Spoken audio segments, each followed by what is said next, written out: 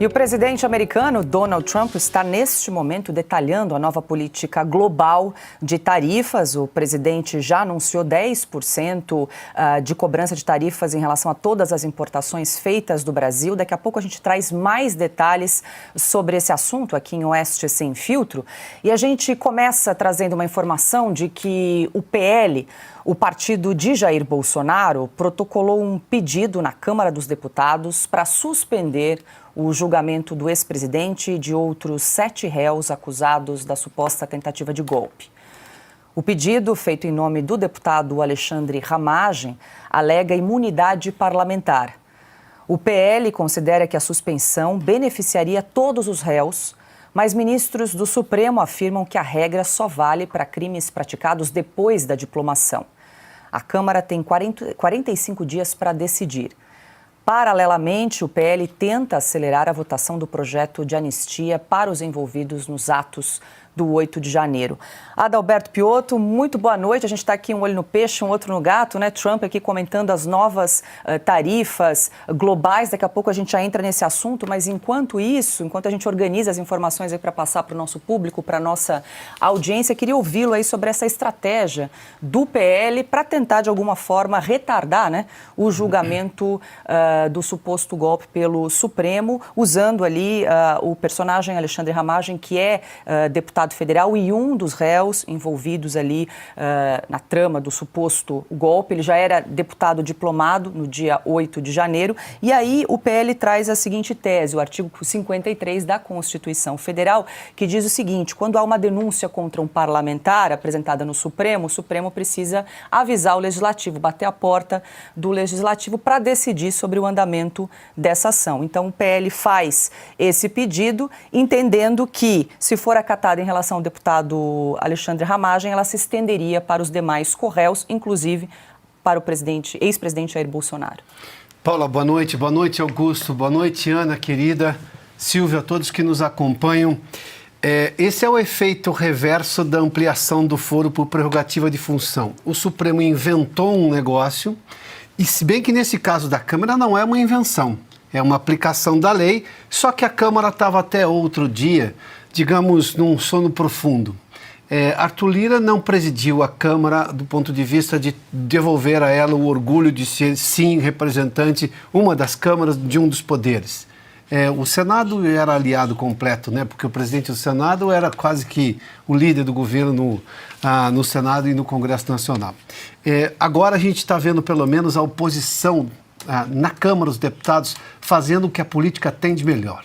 É política, usando a lei. E aí não adianta o Supremo, neste caso, começar a fazer reinterpretações das interpretações. Não dá mais para viver nesta insegurança jurídica. Quem decide questões políticas, isso é uma questão política porque é uma lei que foi feita pelo Congresso Nacional, é o Congresso quem tem que dar a última palavra. O Supremo só é chamado em situações onde você há flagrante inconstitucionalidade. Não me parece o caso. Há uma série de interpretações. E eu tenho, nestes casos, que o legislador se pronuncie novamente. E o legislador se pronunciando, a gente ganha o que se chama de capacidade de recuperação da institucionalidade brasileira. Ou seja, legitima-se um processo com a vontade popular, porque representante do povo é o deputado e o senador. É ele quem legisla, ou são eles quem legislam, não o ministro do Supremo. Então, agora nós vamos ter um embate bastante interessante em que um poder que até outro dia estava, digamos, silente ou dormindo, nesse momento começa a acordar. A resposta, o remédio a tudo isso que está acontecendo no Brasil vem da Constituição. E a Constituição é feita por parlamentares.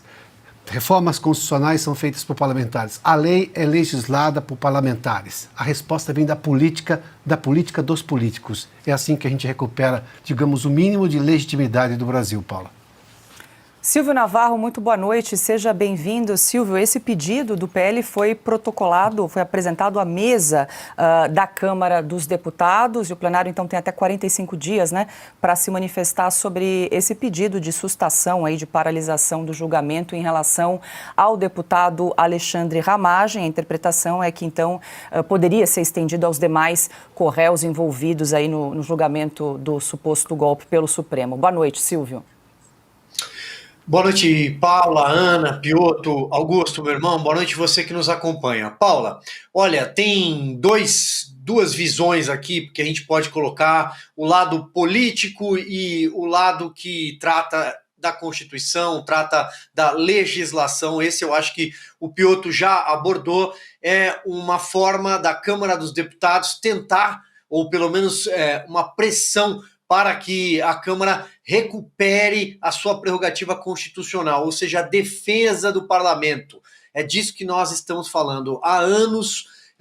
O inquérito matriz que corre no Supremo Tribunal Federal tem 6 anos, mas talvez a Câmara, o Congresso Nacional esteja de joelhos para o Supremo Tribunal Federal há mais tempo por conta de uma sequência de presidentes da Câmara e do Senado fracos, que se acovardaram diante dessa escalada do judiciário, não só para recriar, remodelar leis, o que é uma prerrogativa do parlamento, mas também para intimidar parlamentares. E essa escalada não tem fim, nós estamos acompanhando tudo isso.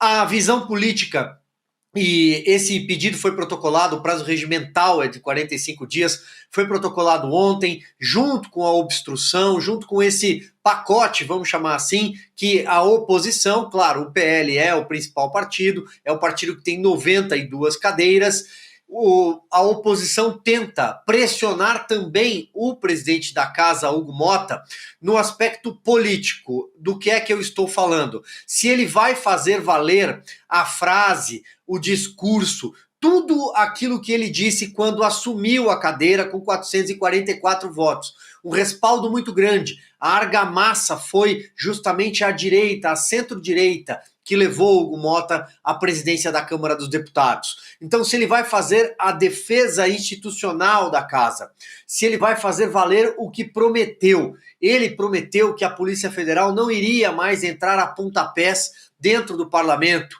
como aconteceu inclusive no gabinete do deputado Ramagem, mas não foi o único. O deputado Jordi, que também foi líder do PL, outros parlamentares passaram por isso. E, claro, resgatando a figura do Daniel Silveira. É uma espécie também de passar a limpo um grande equívoco, um grande erro que a Câmara cometeu ao entregar de bandeja a cabeça do Daniel Silveira lá atrás para o Supremo Tribunal Federal. Então, tem duas pernas. Claro, tem o aspecto constitucional, legal, tem os prazos, tem inclusive o regimento interno da casa, que fala muita coisa, mas é descartado sempre pela própria presidência da casa. Foi assim até a chegada de Hugo Motta. E o segundo lado, que é o lado político. De alguma forma, ele está sendo chamado ao debate.